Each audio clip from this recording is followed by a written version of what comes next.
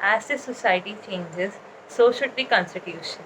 Hello everyone, I am an intern working in Lexis and Company and I am going to present on the topic the 42nd Amendment of the Constitution of India. Along with, I am going to discuss about the 44th Amendment of the Constitution because it is related to the 42nd Amendment and has scraped back many of the amendments done in the 42nd Amendment. The 42nd Amendment is also known as a mini constitution due to its vast scope of amendments. The constitution states how a country needs to be uh, through its principle, and the principle needs to be changed along with the time for the betterment of the society in which we live in. So the first change which was done in the 42nd Amendment was the preamble. The words uh, socialist, secure, and integrity was added in the democratic republic.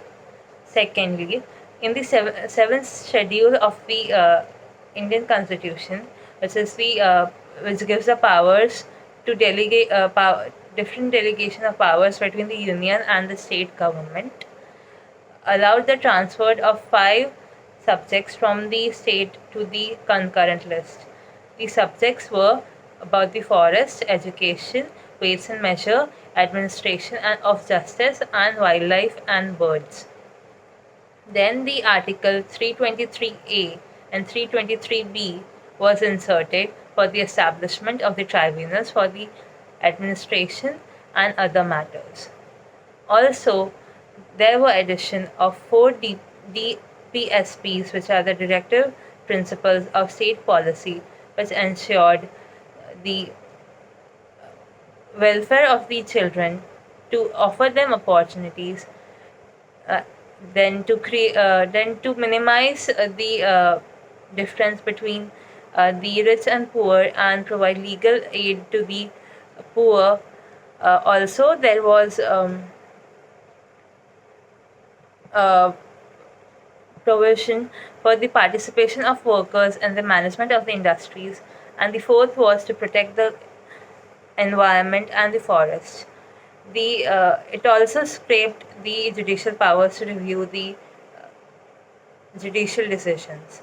There were many amendments done in the legislature and executive, such as the president was asked uh, to bind over the decision taken by the cabinet.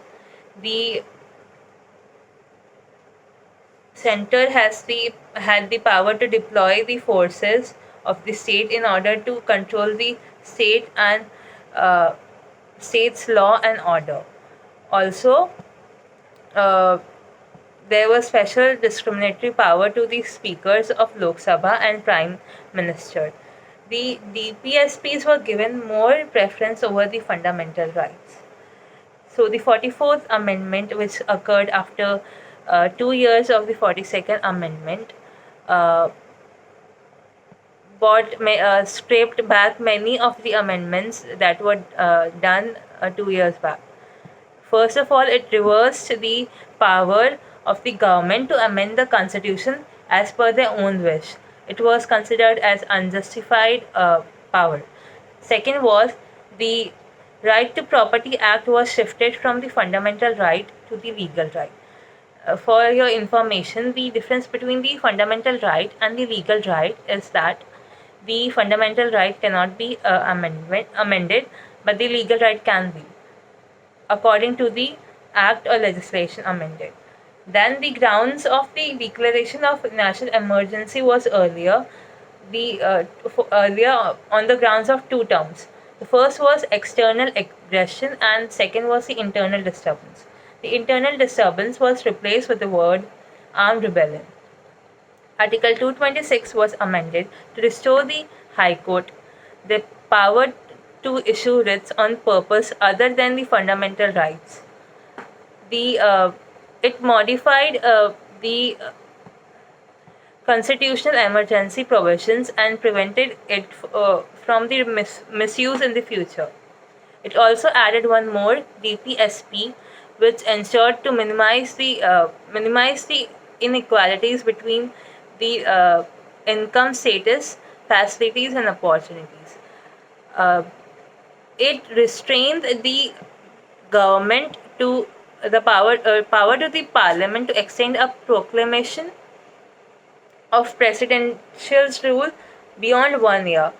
The presidential rule can be extended for more than 1 year, for which is 6 months more, in case where two conditions are fulfilled. The two conditions are: first is that there is national emergency in the state, and second is that there is the election commission agrees that the election cannot be held in the state.